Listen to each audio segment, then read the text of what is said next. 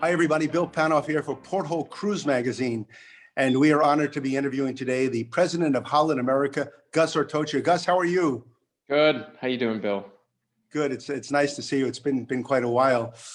Holland America recently released a lineup of Alaska cruises with additional shore excursions. Why do you pair the two together? Yeah, it's a good question. I mean, I think, as you know, Holland has extensive experience and history in Alaska. Sure. We've been sailing there over 70 years. And I think when you're that long in Alaska, you really learn a lot about the geography and about everything there is to offer. And Alaska's both on the seaside and the land side has just extraordinary things for guests to visit and absorb and for us to share. And so on the ocean side, on the seaside, you see, we have glacier rich itineraries. We have, sailings from Vancouver, from Seattle. We have the open jaws that enable the land side. But we offer the most itineraries to Glacier Bay. We offer itineraries with I think there's like a glacier almost every day. So it's pretty impressive. And I've cruised there a few times with the family, and from the ship you're able to see whales and killer whales and just unbelievable as you work your way into the fjords what you're able to see. But there's also the land side, which you can see to some extent from the ship, right? You can spend the day in Skagway and make your way up to the Yukon, but it's a day visit. I think we have the opportunity. We've been there so long. We've built this extensive land offering with our lodges and the tours that offers, and so we're able to really share the land side, which is equally impressive. We have Denali, with the national park and the mountain. Sure. You can get up into the Yukon with all the history around the gold rush, and I made my way actually from Skagway up to the Yukon when I was there, and to think people did that trek on the back of mules and on people's backs. I mean, it's just the history amazing. So real, and it's just so it's incredible to pair the two, and we call them land and sea journeys. And I think it's pretty well known amongst cruisers, but it's something as people do research and they have the time, it's certainly something that is worth taking advantage of. Holland has traditionally drawn an older demographic of cruisers. Do you anticipate that changing in the future in coming years? I think so. So I think the way I think about the brand is more around the psychographic. What types of people want to sail Holland, and how do I shape the product, and how do we improve the product so that it resonates with the psychographic? So how people, their beliefs, what they want out of the vacation. And I think that's very much around exploring, enrichment, immersive experiences. And so that, whether that attracts younger or older, I'm not so worried about that, because that's going to attract the type of guests that'll most enjoy cruising on Holland. It does skew older. I mean, I've been learning about the brand, I've been looking at the demographics and the differences between the different trades or itineraries that we offer. It's interesting. I think some of it is a function of the itineraries. Who else has time to take 14, 20, 30, 60-day voyage? Sure. It's going to be a retired, I mean, it has to be, right? Right. I mean, the duration's too long. So I think that skews older. I think when you look at some of the 7-10 day product, particularly in Alaska or the Caribbean, it skews younger. So there's a range. I'm not focused on a particular age we want to hit. I think I'm focused on making sure the product appeals to the right psychographic, so that people know what they're going to get at Holland and they're happy to cruise. And an offering that allows everybody on board, because we have a lot of multifamily, multi-generational Sure. cruising. And so an offering that allows everybody to have a good time and come away happy and fulfilled on their vacation. And so I think we've done that. I think Orlando did a good job broadening the entertainment offer, the food offer. Right. I keep my eye more on new to cruise and new to brand, and that's actually quite healthy, and has been very steady. Slight upticks depending on where we're cruising. I think Alaska, for example, brings a lot more new to cruise, new to brand. So that's what I keep my eye on to make sure the brand is staying relevant and attracting new guests. And that metric in particular has been quite healthy. With the financial hit that the cruise industry has taken from a guest perspective, will consumers see additional charges they didn't see prior to the pandemic on board? I don't look. I don't know what exactly will happen going forward, and Sure. and how we may adjust, add-ons or pricing. At the moment, I really don't see anything we're doing. I'm not planning anything we're doing on board that would result in additional charge. We still have to work through what we're going to do with testing. I think the consumer is getting accustomed to, if they want to travel, if they want to go to a particular country, for example, Bahamas requires a PCR test. They need to go do that before they go to the they travel. But testing now, is, it's free in many places. Sure. So we were just talking about that. I got tested, a few days ago, and Right. Marlin Stadium offers it for free. So I don't think that'll be a charge if folks plan ahead. But other than that, we're not planning for anything. Right. We're super excited about the launch of the MS Rotterdam coming in 2021. It'll be the 7th Holland America ship to bear the same name. Who makes the decision, and what's the reason behind bringing out a ship with the same name once again? So specifically to Rotterdam, Stein and I, we decided on the name or name change a couple weeks after I started. So we knew we were in the process of exiting the 4 ships, and one of them was Rotterdam. Sure. And there's a very long tradition within Holland America to have a ship in the fleet named Rotterdam. It was the first ship 150 plus years ago. And so there's always been a Rotterdam. And so when I joined, he called me and he said, "Look, I think we may exit the Rotterdam. How do you feel about naming the new ship the Rotterdam?" And I loved it. I think, particular for this brand, all cruise brands have a history, but this brand in particular is so rich in history, that I think it's important to keep those traditions. Sure.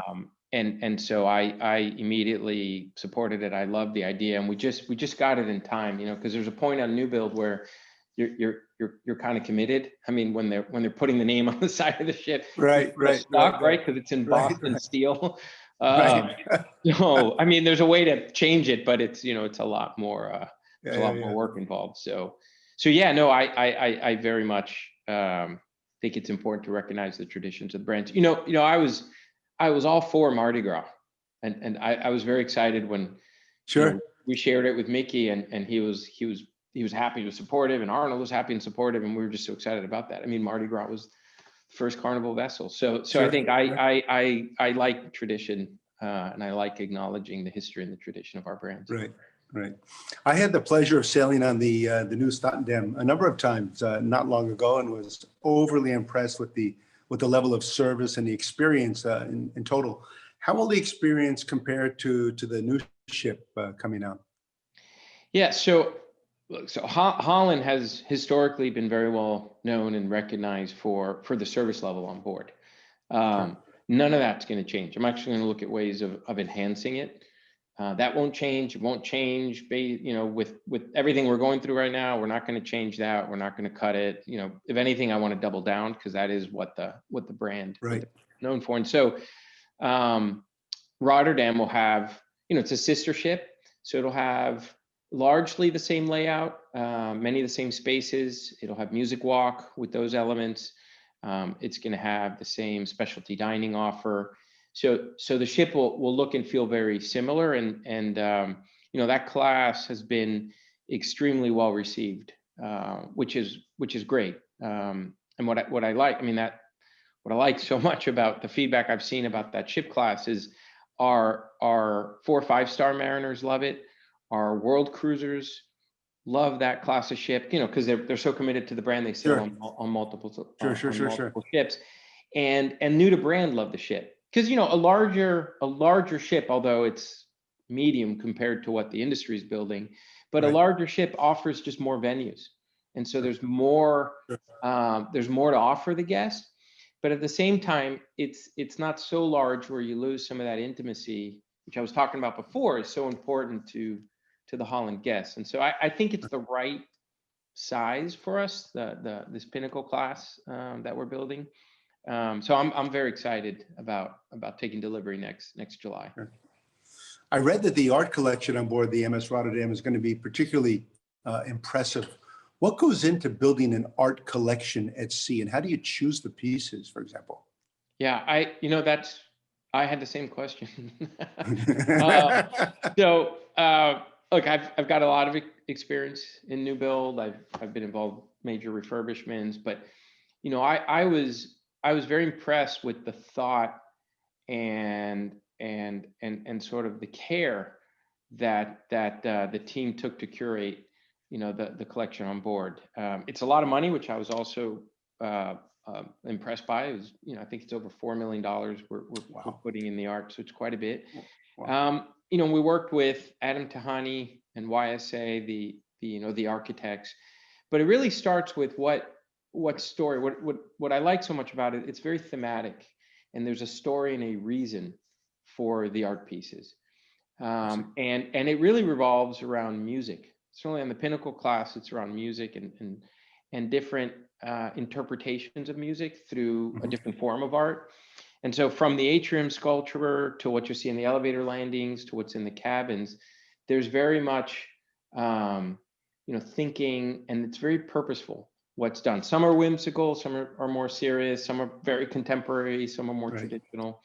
What I got a little kick out of is that we were able to pull art off the Rotterdam before she was sold, and so we're going to pepper in. We'll have very contemporary pieces, but those older oil paintings on the ships from Rotterdam 1 all the way to Rotterdam 6 will be peppered through the ship. And we're gonna work a little bit more on, you know, a little bit more explaining with the little plot what the art is and what the intention was, so that folks can really tour the art, guests can tour the art and appreciate, you know, the thinking and everything that went into the collection, which I think guests will enjoy. Certainly our guests will enjoy. Sure. Holland America remains very consistent with the size of your new builds. Could you see the line going bigger or smaller with ships in the future? You know, after Rotterdam, we don't have another contract for a new build, so it's hard to speculate, but I will anyway. So I think this mid-sized ship for the industry is right for us.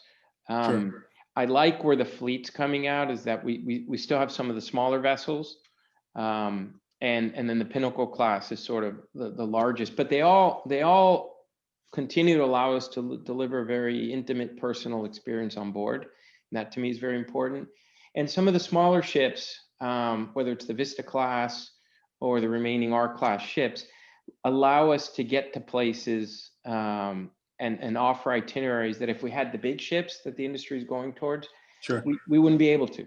So, you know, you can't get into certain ports with large ships. You know, you can't serve certain markets with large ships because just the demand isn't there to fill a large vessel. So I think the medium-sized ship is the right one for Holland. And so if we do work on a new build beyond Rotterdam, you know, I'd like to see it roughly in the same size. Now that's the last that we have contracted with Fincantieri, so it may look different, but roughly that size I think is right for the brand. Right. Any final thoughts for our viewers, Gus? No, I think, you know, I've done a lot of interviews lately around return Sure. and what it's going to look like. I think I just want to just tell everybody we're very much focused on returning as quickly and as safely as possible, and we're as frustrated, and I hear from guests, as anyone else around having to delay the start and cancel voyages, but we're doing it because we don't want to start without making sure that we feel we're safe, and the relevant regulatory bodies also feel we're safe. And so we're working in partnership in the US with the CDC, and Europe with those relevant authorities to make sure everyone's comfortable with the protocols. But it doesn't mean we're not working really hard to make sure we come back as quickly as possible, because I had a chat with a group of mariners just, when was that, a couple weeks ago, and there was one 5-star mariner that said, "Could you please get going? Because I'm not getting younger and I want to go." And I'm like, I appreciate it. We all want to go. We all want to travel. We've all been, so our lives have been just so turned upside down. But I think we've got to do it in the right way, and we're working hard to do that. And so we're focused 100% now on the late spring, summer sailings, and we're very focused on getting cruising started in Alaska and Europe. And I'm optimistic we'll be able to do that. I'm a big fan of Holland America. I've sailed many times. Look forward to sailing in the future, and perhaps we'll be together on the MS Rotterdam in the very near future. That would be a great milestone to celebrate, Bill, and I look forward to that. Gus Antorcha, President of Holland America Line, thank you so much. Bill Panoff here with Porthole Cruise Magazine.